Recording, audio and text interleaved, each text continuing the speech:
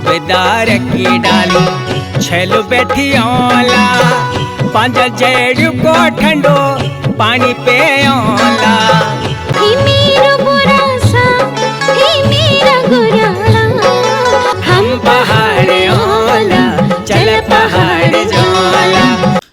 जय हिमालय जय भारत। हिमालय लोग यूट्यूब चैनल में आपका स्वागत है और मैं हूं जर्नलिस्ट डॉक्टर हरीश चंद्र लखेड़ा। आमतौर पर लोगों की यह धारणा रही है कि हिमालय की ढलानों में मानव सभ्यता नहीं रही है, लेकिन सत्य यह है कि जब लुम्बिनी में शाक्य कुमार सिद्धार्थ गौतम बुद्ध बनने की ओर अग्रसर हो रहे थे, मगध राज्य के पाटलिपुत्र में गुप्त साम्राज्य और बाद में मौर्य साम्राज्य बने। इसी कालखंड में आज के हिमाचल प्रदेश और उत्तराखंड में एक राजवंश काम कर रहा था। तब संसार में न ईसाईयत थी और न इस्लाम। जी हाँ, आज के हिमाचल प्रदेश और उत्तराखंड में तब का राजवंश था कुलिंद, जिसका उल्लेख रामायण और महाभारत में भी मिलता है।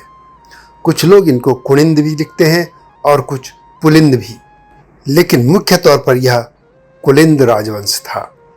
परंतु दुख की बात है कि मैदान के इतिहासकारों ने अपनी पुस्तकों में इसका कहीं भी उल्लेख नहीं किया है। हिमालय की इस आदि राजवंश के बारे में आपको विस्तार से बताऊंगा, लेकिन तब तक आपसे अनुरोध है कि हिमालय सभ्यता पर केंद्रित इस हिमालय लोग यूट्यूब चैनल को सब्सक्राइब अवश्य कर दीजिए, जिन्होंने अब तक ऐसा नहीं किया है। मेरी इस वीडियो का जो आधार है वे पुस्तकें हैं डॉक्टर शिव प्रसाद डबराल चारण की पुस्तक कुलिंद जनपद, उत्तरांचल हिमाचल का प्राचीन इतिहास, और डॉक्टर यशवंत सिंह कटौच की उत्तराखंड का नवीन इतिहास मध्य हिमालय खंड 3 के साथ ही कुछ और भी पुस्तकें या और भी जो मुझे स्रोत मिले हैं वहाँ से जानकारी एकत्रित की गई है। कुलिंद राजवंश एक प्राचीन भारतीय राजवंश था जिसने आज के हिमाचल प्रदेश, उत्तराखंड और उत्तरी पाकिस्तान के कुछ हिस्सों पर शासन किया था। इस पूरे क्षेत्र में जो कुलिंदों के सिक्के मिलते हैं उससे यह प्रतीत होता है कि यह राजवंश ईसा पूर्व 1500 से ईसा बाद यानी एसी 300 यानी 300 ईस्वी तक यह राजवंश इस इलाके में काम करता रहा और इनकी या तो छोटे छोटे राज्य भी थे, लेकिन यह पूरा क्षेत्र कुलिंद या कुलिंद या पुलिंद इनके ही शासन में था। कुलिंदों का शासन काल जो है वो ऋग्वेद काल माना जाता है और रामायण के किष्किंधा कांड में भी कुलिंदों की जानकारी मिलती है। विष्णु पुराण में कुलिंद को कुनिंद पल्स्य कश्यप कहा गया है। कुलिंद राजवंश के साक्ष्य के रूप में अब तक 5 अभिलेख भी प्राप्त हुए हैं, जिसमें से एक मथुरा और 4 बरहूत से प्राप्त हुए हैं। आज के मथुरा जो उत्तर प्रदेश में है, जबकि बरहूत मध्य प्रदेश में है। कुलिंद वंश का उल्लेख महाभारत के सभा पर्व, आरण्यक पर्व एवं भीष्म पर्व तीनों में मिलता है। माना जाता है कि कुलिंदों ने उत्तराखंड और हिमाचल में 1500 ईसा पूर्व से लेकर 300 ईस्वी तक शासन किया था, जो किसी भी राजवंश की एक लंबी अवधि मानी जाती है। पाणिनि की रचना जो अष्टाध्यायी है उसमें कुलिंदों को कुलून भी कहा गया है। कुछ लोग कुलिंदों को खसों का ही एक रूप मानते हैं और कुछ लोग इनको किरात मानते हैं, लेकिन महाभारत में कुलिंदों को द्विज श्रेष्ठ कहा गया है। इनके एक राजा सुबाह का भी उल्लेख मिलता है जिसने गोविंदा कुलिंदांधपति की उपाधि भी ग्रहण की थी। आज का जो गढ़वाल श्रीनगर है जो पौड़ी के निकट है, वही इनकी राजधानी मानी जाती है। और यह भी कहा जाता है कि महाभारत के युद्ध में राजा सुबाह ने पांडवों का साथ दिया था। इसके अलावा पांडव जब वनवास से लौट रहे थे तो राजा सुबाह के महल में भी उन्होंने कुछ दिन बिताए थे। कुछ लोग यह भी मानते हैं कि राजा सुबाह के बाद इनके पुत्र राजा विराट ने कामकाज संभाला था और उनकी राजधानी विराट गढ़ी थी। वैसे डॉक्टर यशवंत सिंह कटौच जो कुलिंद हैं उनका शासनकाल 200 ईस्वी पूर्व से 300 ईस्वी तक मानते हैं।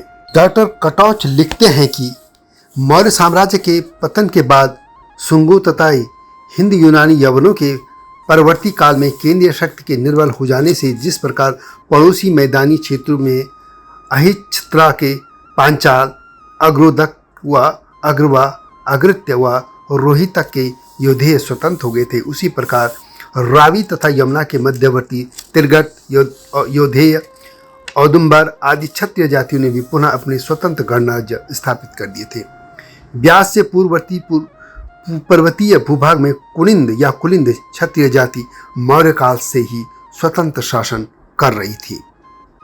महाकाव्य काल से यानी महाभारत काल से तृतीय सदी ईस्वी पूर्व तक मध्य हिमालय में कुलिंदों या कुलिंदों का अस्तित्व रामायण, महाभारत तथा मार्कंडेय आदि पुराणों में तिरगटों, कुलूतों, औदुंबरों आदि जातियों के साथ मिलता है। पाणिनि, जिनका कि कालखंड 700 से 500 ईस्वी पूर्व तक माना जाता है, तथा कौटिल्य, जिनका 4वीं सदी ईसा पूर्व माना जाता है, वे क्रमशः कुलुन व कुलिन नाम से इनको कहते हैं।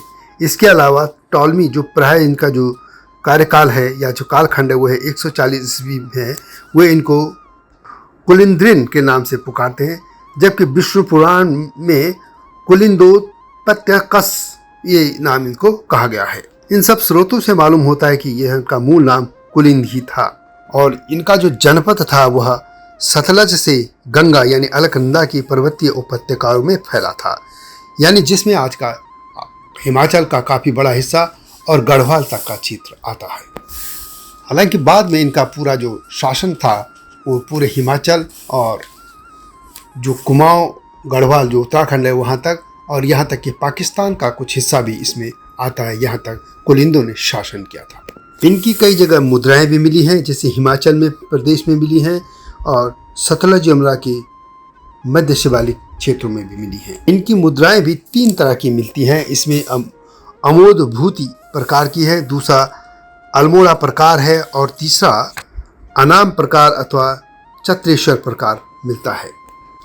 अमोघभूति कुलिंदों का सबसे प्रतापी राजा हुए थे, जिनकी मुद्राएं पश्चिम में सतलज ब्यास से लेकर अलकनंदा तथा दक्षिण में सुनीत तथा बेहद तक मिलती है। काबुल के राजा सामंत देव की वृषभ तथा अश्वरोही प्रकार की मुद्राओं के समान अमोघभूति प्रकार की मुद्राएं 150 ईस्वी पूर्व से 200 ईस्वी के इस कालखंड में मिलती हैं। ये माना जाता है कि हिंद यूनानी शासन के पतन के बाद कुलिंद राज अमोघभूति ने ही अपने खोए हुए प्रदेश को पुनः प्राप्त कर लिया था। इसके अलावा उन्होंने अपनी जो सीमाएं बढ़ाई थी वह हिमाचल प्रदेश, गढ़वाल, कुमाऊं के अलावा अंबाला, सहारनपुर तथा बिजनौर जनपदों के मैदानों तक भी उनका शासन फैला था। डॉक्टर शिव प्रसाद डबराल, हालांकि कुलिंद जो शासन काल है या इस राजवंश का पूरा कालखंड 450 ईसा पूर्व से लेकर 350 ईस्वी तक मानते हैं। डॉक्टर डबराल लिखते हैं कि विक्रम पूर्व 5वीं 4वीं सदी में कुलिंद जनपद का दूसरा नाम उशीनगर भी। तब कुलिंद जनपद 6 प्रदेशों में बटा था। तामस, सतलज और तमसा टोंस नदी की पर्वतीय उपत्यका थी। इस प्रदेश में यमुना को सहायक जला और उपजला के तटों पर यज्ञ करके राजा उशीनगर को इंद्र से भी उच्च पद प्राप्त हुआ था। इसके बाद एक और राज्य था कालकूट, जिसे कालकूट भी कहते हैं। यह यमुना की दक्षिणी उपत्यका कालसी, देहरादून, शत्रुघ्न प्रदेश में था और इसका अष्टाध्यायी में कालकूट, महाभारत में कालकूट और मार्कंडेय पुराण में कालकोट के नाम से उल्लेख किया गया है। इस प्रदेश में काले अंजन की उत्पत्ति के कारण से कालकूट या कलकूट या कालशैल नाम मिले थे, जो कि आज के कालेसर कालसी में है। इसके अलावा एक और राज्य था तंगण, यह आज का उत्तरकाशी और चमोली जिलों में का भोटातिंग प्रदेश है, जिसे महाभारत और मार्कंडेय पुराण में तंगण पर तंगण जाति की भूमि बताया गया है। इसके बाद था एक और प्रदेश हुआ था भारद्वाज, जिसकी पहचान आज के टेहरी और पौड़ी गढ़वाल जो पूरा है उस जिलों से की जाती है। पौड़ी और इसमें चमोली, रुद्रप्रयाग, ये जो पूरा क्षेत्र यानी जो आज का गढ़वाल मंडल है वो माना जाता है। और पाणिनि ने 2 बार भारद्वाज का उल्लेख किया है। काशिका में भी भारद्वाज को देववाची माना गया है। गंगाद्वार यानी हरिद्वार के निकट प्रदेश में भारद्वाज ऋषि और उनके शिष्यों के बस जाने से इस प्रदेश को ऐसा नाम मिला था और यह भी कुलिंद जो जनपद था उसका एक हिस्सा था। इसके अलावा था एक और रंको। जिसकी पहचान आज के पिंडर नदी की ऊपरली उपत्यका, वर्तमान का पिथौरागढ़ के भूटान तांत्रिक जो प्रदेश है वहाँ तक की जाती है। पाणिनि ने रंक प्रदेश के निवासियों को रांक मंक बताया है। काशिका ने रंक प्रदेश के रांकच कंबल और रांक वायण बैलों का उल्लेख किया है। इस प्रदेश में रंका बोली का प्रयोग किया जाता था। इसके बाद एक और प्रदेश आता है, वह है आत्री या गोविशान, जिसकी पहचान आज के अल्मोड़ा, नैनीताल जिलों से मानी जाती है। पाणिनि ने आत्रेय को भारद्वाज की शाखा माना है। काशिका ने भी अत्रि को जनपद सूचक कहा है।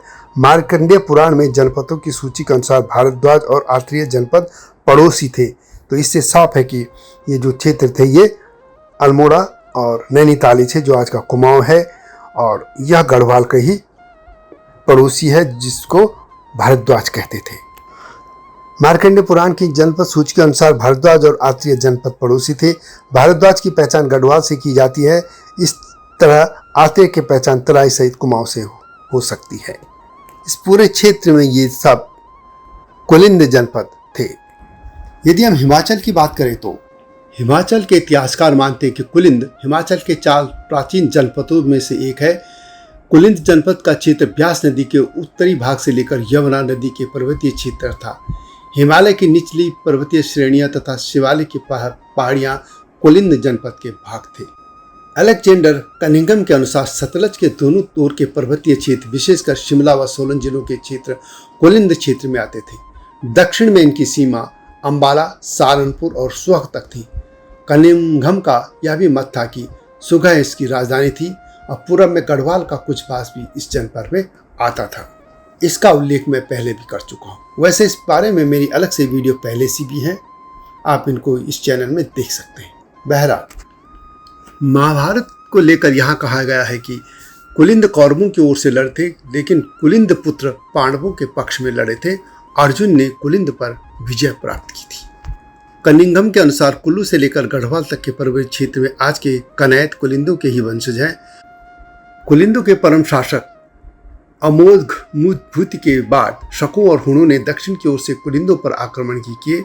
कुलिंदों ने पंजाब के योद्धाओं और अर्जुनायन के साथ मिलकर कुषाण राज्य को नष्ट किया था। समुद्रगुप्त के इलाहाबाद स्तंभ लेख में कुलिंदों का नाम नहीं मिलता है। इससे माना जाता है कि यह जनपद 350 ईस्वी पूर्व में खत्म हो चुका था। यह अलग अलग व्याख्याएं अलग अलग इतिहासकारों ने की हैं, इसलिए हिमाचल में यह माना जाता है कि 350 ईस्वी पूर्व में यह खत्म हो चुका था। कुलिंदों की गणतंत्रीय शासन प्रणाली थी। उनकी एक केंद्रीय सभा होती थी। उस सभा के सदस्य राजा कहलाते थे और सभापति महाराजा। इससे पता चलता कि राजा और महाराजा की उपाधि किसी एक व्यक्ति के लिए नहीं, अपितु गणराज्य के महत्वपूर्ण स्थानों पर कार्य करने वालों के लिए होती थी। कुलिंदों की जो मुद्राएं मिलती हैं, इन पे 2 तरह की मिलती हैं। इसमें एक पर तो मृग की आकृति है और साथ में अमोघ भूति का नाम लिखा होता है। इनकी कुछ मुद्राओं पर सुमेर पर्वत, स्वास्तिक, नंदीपाद और वृक्ष भी बनाए गए हैं और खरोष्ट में राज्ञों कुलिंदस अमोघ भूति महर्जस भी लिखा है। कुछ मुद्राओं में भगवान शिव त्रिशूल लिए खड़े भी मिलते हैं। कुछ में कार्तिकेय भी मिलते हैं। इससे पता चलता है कि कुलिंद जन 2वीं शताब्दी में शैव थे और उनकी लिपि ब्राह्मी लिपि थी। इनकी चांदी की मुद्राएं उनके जनपद से बाहर चलती थी और उन पर खरोष्टी लिपि में लिखा मिलता है। कहा जाता है कि अमोघ भूति के बाद शकों और हुणों ने दक्षिण की ओर से कुलिंदों पर आक्रमण भी किए। कुलिंदों ने पंजाब के योद्धाओं और अर्जुनायन के साथ मिलकर कुषाण राज्य को नष्ट किया था। समुद्रगुप्त के इलाहाबाद स्तंभ लेख में कुलिंदों का नाम नहीं मिलता है और यह माना जाता है कि कुलिंद जनपद 350 ईस्वी में खत्म हो गया था। कुलिंदों की गणतंत्रीय शासन प्रणाली थी, जिसकी एक केंद्रीय सभा होती थी। उस सभा के सदस्य राजा कहलाते थे और सभापति महाराजा। इससे पता चलता है कि राजा और महाराजा की उपाधि किसी एक व्यक्ति के लिए नहीं, अपितु गणराज्य के महत्वपूर्ण स्थानों पर कार्य करने वाले लोगों के लिए होती थी। इस तरह हम कह सकते हैं कि कुलिंद राजवंश उत्तराखंड और हिमाचल में शासन करने वाला प्रथम राजनीतिक वंश था। प्राचीन भारतीय साहित्य में कुलिंदों का खूब उल्लेख मिलता है। गढ़वाल में इनके क्षेत्र को ब्रह्मपुर भी कहा जाता था। इनकी प्रारंभिक राजधानी कालकूट यानी कालसी थी। दूसरी राजधानी शत्रुघ्न नगर यानी मथुरा और तीसरी राजधानी बेहट यानी सहारनपुर में थी। और इनका जो धर्म था शैव था, और बाद में कुछ समय तक इनके यहाँ बौद्ध भी इन्होंने धर्म ग्रहण किया था। महाभारत में इनका उल्लेख पैशाच, अम्बष्ट और बर्बर नामक पर्वतीय जातियों के साथ मिलता है। सुबाहु जो राजा थे जिन्होंने पांडवों से के साथ जिनका उल्लेख मिलता है, उनको इस वंश का संस्थापक माना जाता है। विभिन्न विदेशी यात्रियों और लेखकों के विवरणों में भी कुलिंदों का उल्लेख मिलता है। इनमें विदेशी लेखकों में खासतौर पर टॉलमी ने भी कुलिंद राज्य का वर्णन किया है। कुलिंद मुद्राओं और लेखों से जो चीजें सामने आती हैं उनके अनुसार इनके जो राजा थे उनके नाम इस तरह से विषदेव, अग्रराज, धनभूति, धनभूति द्वितीय, बलभूति, अमोदभूति, मगभट्ट, शिवदत्त, हरिदत्त, शिवपालिका, छत्तेश्वर, भानु, रावण, कुलिंद, कादस, रजबल, भूतिस आदि इनको कहा गया है। यह मैं पहले ही बता चुका हूं कि इनकी मुद्रा पर खरोष्ठी और ब्राह्मी लिपि लिखी गई है। यह भी जानने लायक है कि मौर्य काल या उससे पहले के काल में कुलिंद शासकों के नामों का कहीं उल्लेख नहीं मिलता है। इनके जो भी मुद्राएं मिली हैं उनमें कुलिंद या कुलिंद लिखा गया है, और इससे साफ है कि वहाँ शासक का नाम न होने से ये स्पष्ट है कि यह गणराज्य था। कुलिंदी को शासनकाल को हम 3 भागों में या 3 खंडों में बांट सकते हैं। पहला इनका जो शासनकाल था वह 1500 ईस्वी पूर्व से 900 ईस्वी पूर्व तक था, ये प्राचीन कुलिंद थे। दूसरा था मध्य कुलिंद, ये 900 से 300 ईस्वी पूर्व में थे। और तीसरा जो कालखंड बनता है उत्तरकालीन कुलिंद, यानी 300 ईस्वी पूर्व से 200 ईस्वी तक। कुछ इतिहासकार तो यह भी कहते हैं कि दूसरी शताब्दी ईसा पूर्व के आसपास कुलिंदों का एक स्वतंत्र शक्ति के रूप में ये उभर चुके थे, और इन्होंने व्यापार और शिक्षा के एक प्रसिद्ध केंद्र के तौर पर तक्षशिला में अपनी राजधानी स्थापित की थी। तो यह थी हिमाचल प्रदेश और उत्तराखंड के प्राचीन राजवंश कुलिंद राजवंश या कुलिंद या पुलिंद राजवंश की गाथा।